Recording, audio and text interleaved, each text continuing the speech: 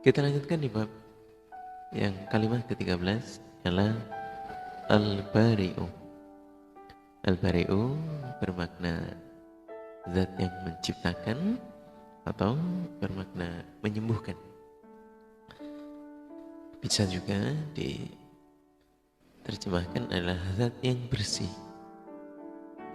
Ialah Allah zat yang mewujudkan, yang merancang segala sesuatu yang belum ada bentuknya menjadi ada, berdasarkan tuntutan penciptaan dan takdirnya Allah, takdir rancangannya Allah. Jadi kurang lebih seperti Al-Khaliq, di mana Allah menciptakan hal yang belum ada contoh sebelumnya. Al-Bari' juga demikian. Diperkuat dengan bahwa penciptaan Allah itu sesuai dengan tuntutan takdir penciptaan, tuntutan rancangan dan takdir dari Allah. Jadi betul-betul sudah dirancang, sudah dituntut untuk memiliki sebuah hikmah di dalamnya. Dan juga Allah adalah zat yang bersih dari segala kekurangan dan cacat di dalam zat dan sifat juga perbuatannya Allah. Allah adalah zat yang maha bersih, atau yang tidak ada cacatnya, tidak ada kurangnya, dan tidak ada aib di dalam zatnya Allah. Allah maha sempurna, Allah maha bersih. Berikutnya bahwa Allah adalah zat yang menyembuhkan orang-orang yang sakit dari penyakitnya dan musibah, yang tidak ada yang mampu untuk menghindarkan penyakit, tidak ada yang mampu untuk menghindarkan musibah kecuali hanya Allah. Jadi sebuah musibah penyakit atau cobaan penyakit yang ada di dalam dirinya hamba, hanya Allah lah yang maha Al-Bari, yang maha menyembuhkan, yang bisa, atau tidak ada yang mampu untuk mengobati terhadap penyakitnya kecuali hanyalah Allah. Bahwa sejatinya bahwa penyakit yang Allah turunkan beserta obatnya. Ikhtiar kita kepada Allah untuk berdoa dan usaha kita untuk mencari jalannya sembuh, ya, termasuk dari sebuah petunjuk dari Allah, sebuah keyakinan.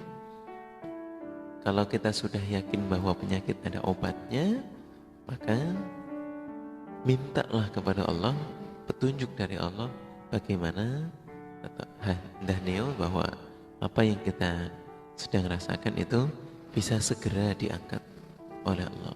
Maka ketika kita berdoa dalam sakit kepada Allah, minta agar ketika disembuhkan oleh Allah atau ketika mendapatkan obat dari Allah, supaya tidak ada sedikit pun yang tersisa, supaya betul-betul dibersihkan kepada Allah.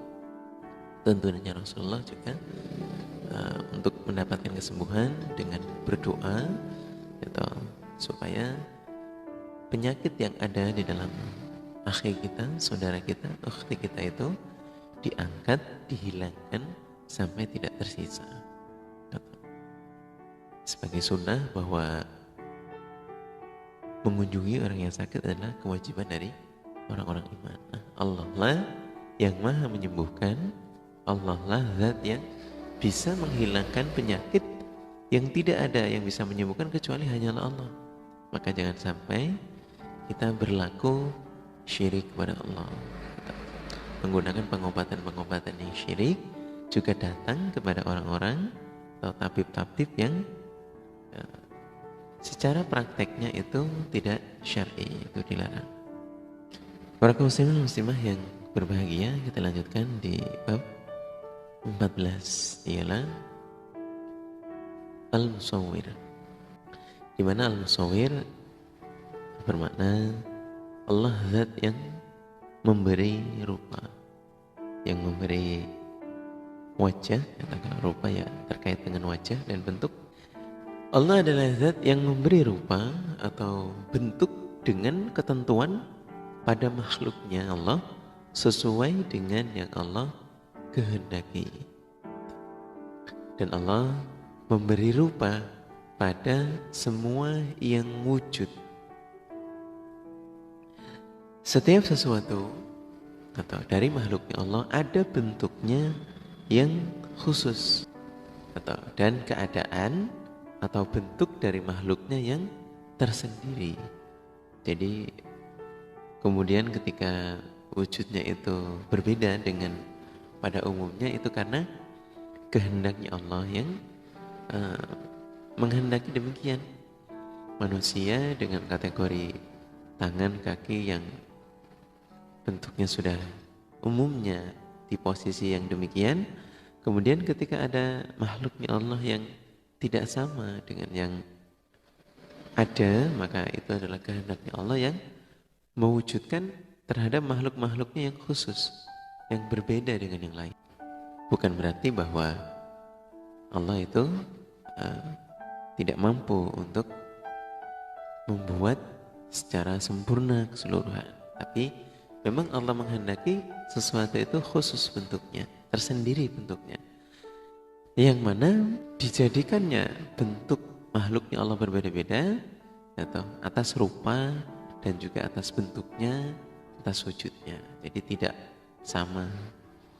Bahkan apabila ada dua orang yang kembar sekalipun atau makhluk Allah yang sama sekalipun, pasti ada ciri dan perbedaan yang berlaku, tidak mutlak atau 100% sama.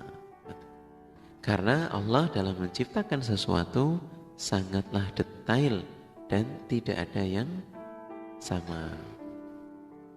Jadi kalau makhluknya Allah atau hambanya Allah ingin mengkreator penciptaan wujud dari Allah, ternyata ya detailnya itu sangat luar biasa. Atau bagaimana cara Allah menyusun tulang, darah atau daging, urat, nadi, kemudian ruh, dan semua organ-organ manusia itu sangatlah detail dan tidak ada yang sama satu sama lain, atau semua saling menyempurnakan. Dan betapa maha besarnya Allah dalam hal penciptaan, bahwa dari awal manusia ada di dunia sampai dengan saat ini, bahannya itu tidak sama, berbeda-beda. Atau Nabi Adam diwujudkan dari tanah liat, kemudian manusia Allah ciptakan dari sperma yang diwujudkan di dalam rahimnya seorang bunda. Jadi detailnya Allah itu sangat luar biasa, dan penciptanya Allah bisa dengan apa saja sesuai dengan kehendaknya Allah. Dan kita hanya Allah menyadari bahwa semua itu tidak terjadi atau dengan sendirinya, atau ada Allah yang meneliti, yang mengawasi, yang meramu terhadap kita dan juga penciptaannya Allah yang ada di dunia melalui hambanya Allah lagi. Para kaum muslimin dan muslimah yang berbahagia, bahwa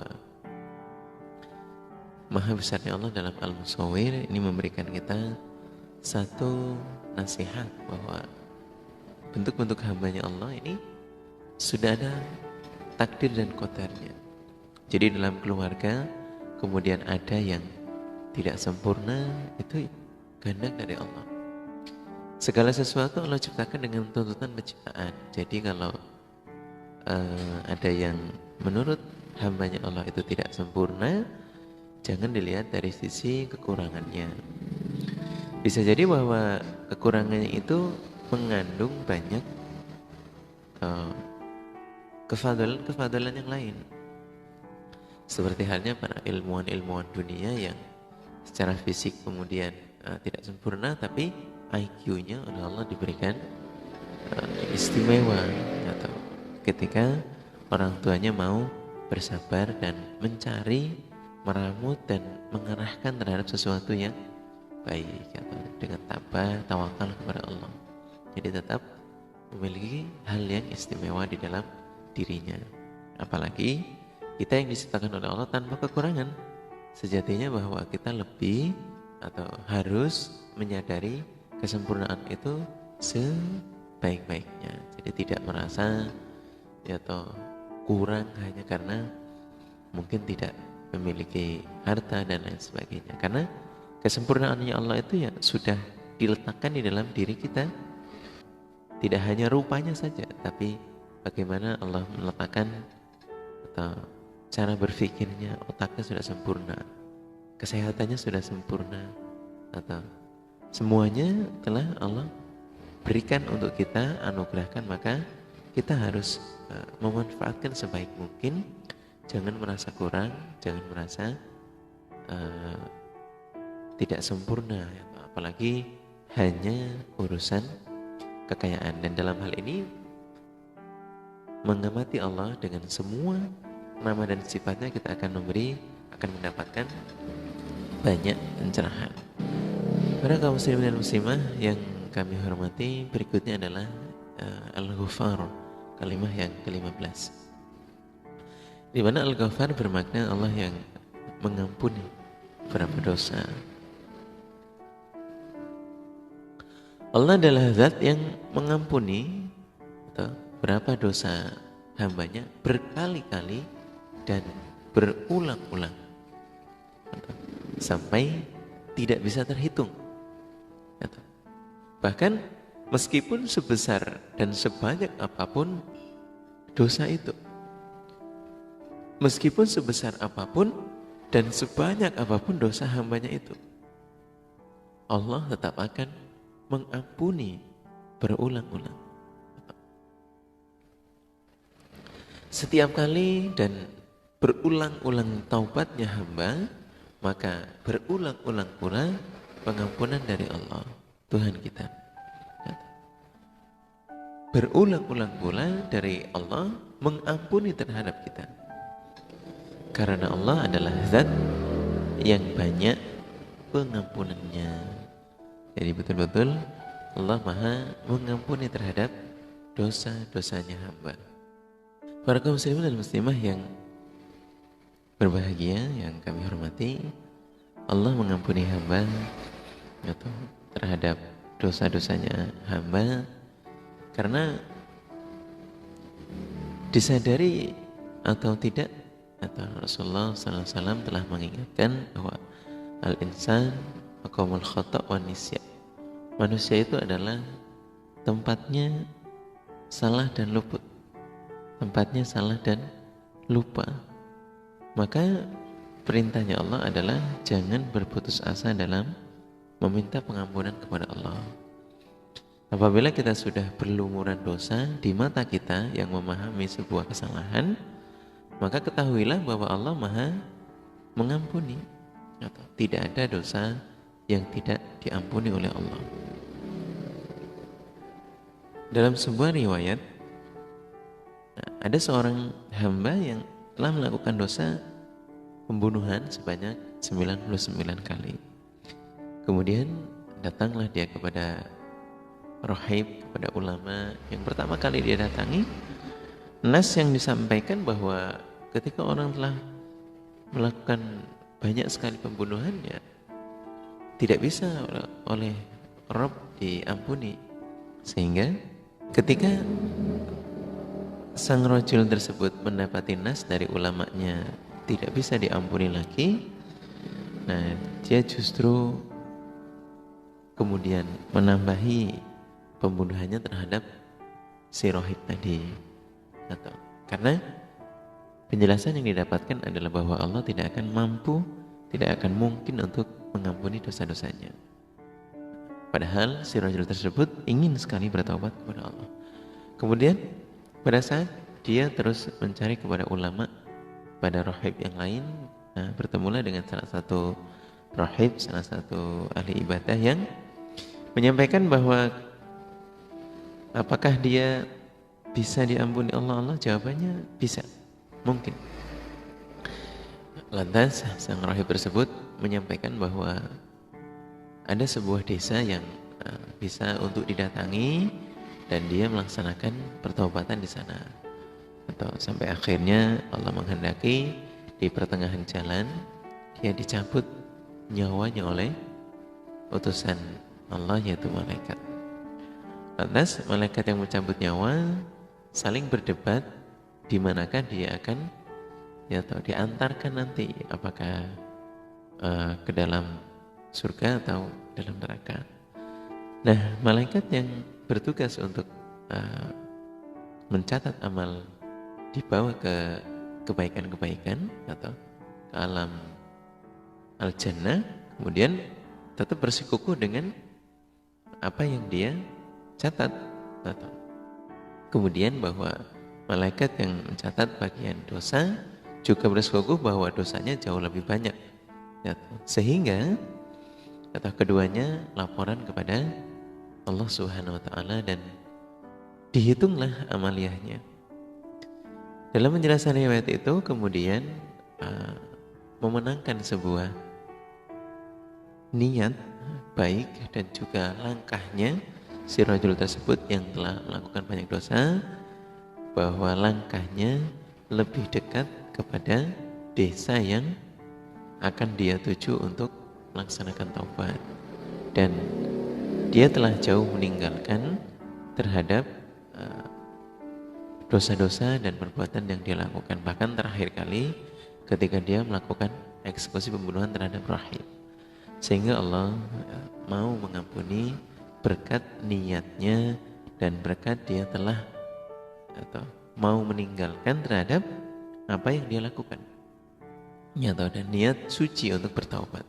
Para kaum muslimin dan muslimah, bahwa kefadlan Allah memilih dia untuk mengampuni betul-betul dari segala hal yang dia telah lakukan adalah sebuah harapan, atau dalam kalimahnya Allah, wala tayasu min rahmatillah, maksudnya bahwa jangan pernah berputus asa dari rahmatnya Allah. Urusan kita telah melakukan banyak dosa, kemudian kita berniat untuk bertobat, lakukan dengan tuntunannya Allah, yaitu taubatan nasuha. Jangan lagi mengulangi terhadap dosa yang kita telah perbuat. Nantinya harapan Allah begitu besar untuk bisa mendapatkan pengampunan, karena Allah Maha mengampuni. Dalam kalimat 15, Allah mengampuni terhadap dosa-dosanya hamba sekalipun dosanya besar dan tidak terhitung.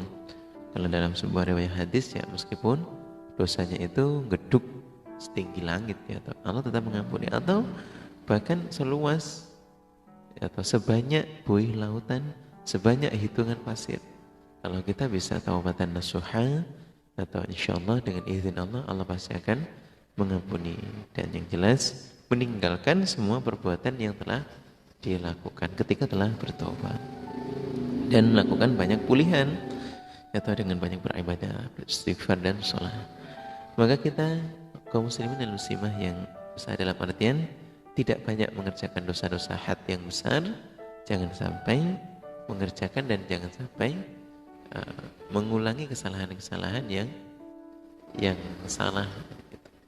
Perbanyaklah untuk zikir, bertaubat dan beribadah kepada Allah. Seperti halnya orang-orang yang menginginkan pensucian dosa, menginginkan diampuni oleh Allah, karena mereka betul-betul mengharapkan dan menginginkan surganya Allah. Apalagi kita yang dalam kategori tidak mengerjakan dosa-dosa besar, meskipun tidak ada kepastian dari Allah sendiri untuk tidak melakukan dosa, atau karena sejatinya kembali tadi manusia adalah tempatnya salah dan dosa pasti punya.